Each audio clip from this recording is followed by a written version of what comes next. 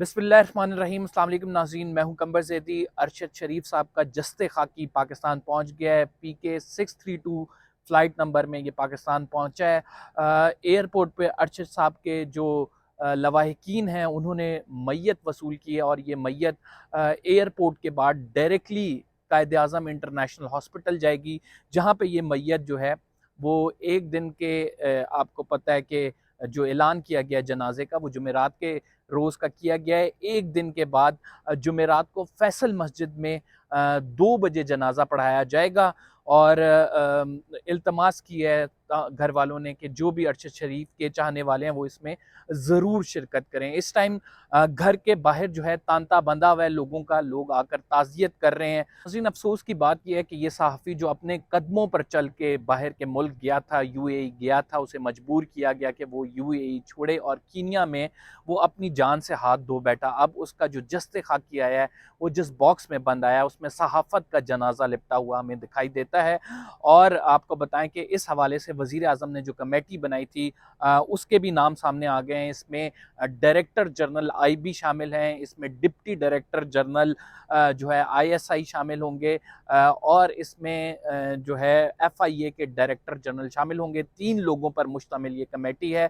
अरशद वहीद साहब बताया जा रहा है, जनरल साथ एक और नाम है जनरल वहीद बताया जा रहा है। 3 नाम जो शामिल हुए हैं इसमें ये प्रोब करेंगे इस तमाम मामले की और इमीडिएटली इनको ऑर्डर्स हैं कि वो कीनिया के लिए निकल जाएं और कीनिया की जो हुकूमत है उनसे भी ताउन का कहा गया। खुद प्राइम मिनिस्टर ने फ़ोन किया है। आज आपको पता है कि DG ISPR ने भी प्रेस कॉन्फ्रेंस की जिसपे उन्होंने अरशद शरीफ के हवाले से कहा कि जो इल्ज़ामात का सिलसिला है ये किसी इदारे की तरफ नहीं जाना चाहिए और उन्होंने कहा कि बाकायदा तौर पे इस पर कार्रवाई भी होगी अगर आपने प्रोपोगेंडा का हिस्सा बने, गैर ज़रूरी मालूमात फैलाई। और उसके बाद से ये जो कमेटी तश्कील दी गई है इसने 1 माह के अंदर जो है अपनी रिपोर्ट पेश करनी है वज़ारत दाखिला को।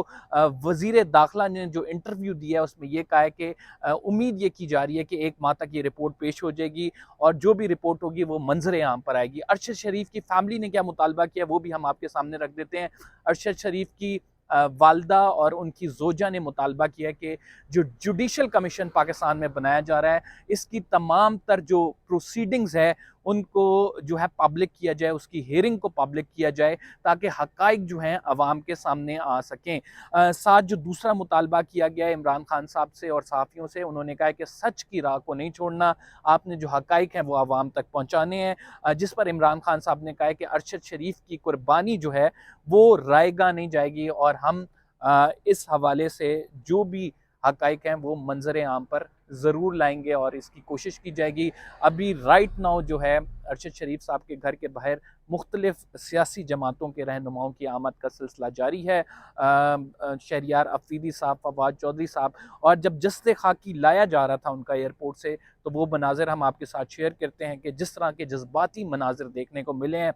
नारे तकबीर लगाए गए, लोग वहाँ पे रो भी रहे थे। अरशद शरीफ साहब के वो दोस्त जो उनके साथ रहे उनकी आंखों से जब आंखें अश्क बार देखी तो मालूम हुआ कि कोई अपना जो है बिछड़ता है तो कितना गम और गुस्सा और कितना दुख होता है। इस टाइम सहाफ़ी बिरादरी की अगर बात की जाए, जितनी डिवीज़न्स थी सहाफ़ी बिरादरी में, नज़रियाती इख्तलाफात थे, वो राइट नाउ ख़त्म होके एक पेज पे काफ़ी हद तक नज़र आ रहे हैं सहाफ़ी, और वो मुतालबा करते नज़र आ रहे हैं कि किसी तौर भी इस वाक़ये को जो है وہ نظر انداز نہیں کیا جا سکتا، اور اس واقعے کے حوالے سے جو تحقیقات ہیں ان کو منطقی انجام تک ضرور پہنچایا جانا چاہیے۔ اب یہ 3 رکنی کمیٹی جائے گی اور رپورٹ لائے گی، وہ ہم آپ کو بتائیں گے۔ اور جس طرح سے ارشد شریف صاحب کو لایا گیا ہے، یہ صحافی اپنے قدموں پر گیا تھا اور ہنستا مسکراتا گیا تھا، اور جو ایک پریشر تھا ان پر اس وجہ سے گئے تھے، لیکن جب واپس آئے ہیں تو ان کی وہ تصویر،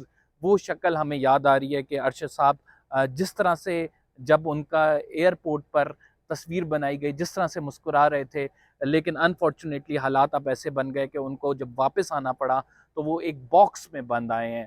انفارچونیٹلی پاکستان کے حالات جو ہیں صحافیوں کے لیے سازگار نہیں رہے ہیں۔ ناظرین، جب president of Pakistan doctor Arif Alvi صاحب جو ہے ارشد شریف صاحب کے گھر تشریف لائے تھے، تو ان کی والدہ نے سوال کیا کہ ارشد صاحب جن حالات میں پاکستان چھوڑ کے گئے، ایسے حالات کیوں بنے اور کس نے انہیں فورس کیا پاکستان چھوڑ کے جانے پہ؟ جس کا جواب ڈاکٹر عارف علوی صدر مملکت کے پاس نہیں تھا۔ ڈاکٹر عارف علوی نے جواب دیا کہ کمیشن بنے گا، اس معاملے کی پروب ہوگا، اور پھر ہم آپ کو بتا سکیں گے کہ وہ کیوں ملک چھوڑ کے گئے۔ میرا خیال سے بڑا واضح چیزیں تھیں، بڑا واضح جواب تھا، لیکن چونکہ عہدے کا تقاضا تھا ان کے، وہ جواب نہیں دے سکے۔ علوی صاحب کو بتانا چاہیے تھا کہ آپ نے ہر شہر میں ان کے خلاف ایک FIR کٹائی ہوئی تھی، تو وہ کہاں جاتے بیچارے؟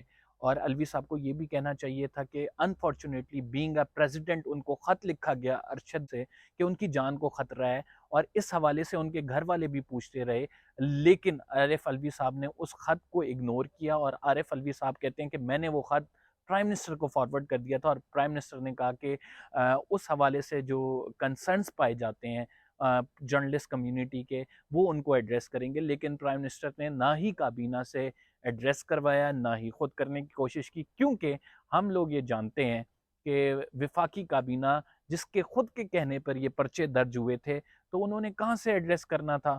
تو لہٰذا جو آپ یہ تمام معاملے میں دیکھ رہے ہیں کہ کس طرح سے کوتاہی برتی گئی، جس کی وجہ سے ایک جان کا نقصان ہو گیا۔ حکومت ارشد شریف کی شہادت کو بھی جو ہے سیاست بنا رہی ہے، اس کے بارے میں سب کچھ قوم کے سامنے آ رہی ہے۔ قوم بڑی ہوشیار ہے، یاد رکھیں یا میرے ساتھ بالجہر آمین کہیں کہ اللہ جو اس ملک کے سودے کر رہے ہیں، جو حرام خور ہیں، جو اس قوم کی بنیادوں کے خلاف ہیں، اللہ ان کو نیست و نابود کرے۔ کتنے لوگ ہیں جائیں جیلوں میں، تھانے کچہری میں جائیں، عام آدمی کی عزت نفس کا جنازہ نکل رہا ہے، جس کی تنخواہ بڑے شہروں میں اگر ₹1,00,000 سے کم ہے، وہ روزانہ دن میں 10 دفعہ مرتے اور 10 دفعہ جیتے ہیں۔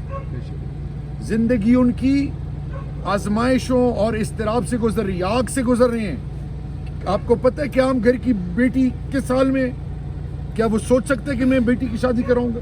ایک عام آدمی سوچ سکتا ہے کہ میں گھر میں 2 وقت کی روٹی دے سکوں؟ وہ بجلی کا بل دے، ضروریات زندگی اشیاء یا کرایہ دے، یا بچوں کو پڑھائے۔ یہ ایک ایجنڈا پہ آئے ہیں، یہ دجالی نظام مسلط کرنا چاہتے ہیں۔ قوم کے سودے، قوم کی بنیاد، مجھے تو ان کا ڈر ہے کہ اسرائیل تسلیم کرنے کے علاوہ یہ کہیں ایٹمی اثاثے نہ بھیج دیں، اور کوئی پتہ نہیں ان کا۔ تو میرے بھائی، لانگ مارچ اس لیے ہو رہی ہے، حقیقی آزادی۔ حقیقی آزادی ہے کیا؟ ملک تو میرا ہے، لیکن مجھے سستا پیٹرول مل رہا ہے، میں نہیں خرید سکتا، میں اپنے فیصلے نہیں کر سکتا۔ اگر آپ اپنے گھر کے فیصلے نہ کر سکیں تو آپ تو غلام ہیں۔ اگر میں اپنے ملک کے فیصلے نہ کروں، اگر میرے ملک کے فیصلے واشنگٹن میں ہوں، لندن میں ہوں، جدہ میں ہوں، دبئی میں ہوں، تو میں تو آزاد نہیں ہوں۔ دیکھیں میری بات سنیں، میں ماؤں بہنوں بیٹیوں پہ تبصرے نہیں کرتا، ان کا اپنا ٹویٹ ان کے لیے کافی ہے۔ سر، یہ باڈی کے حوالے سے جو کیا گیا، یہ کیا کھیل انہوں نے رچایا حکومت کی جانب سے؟ بدنیت کر کیا سکتے ہیں، ڈرپوک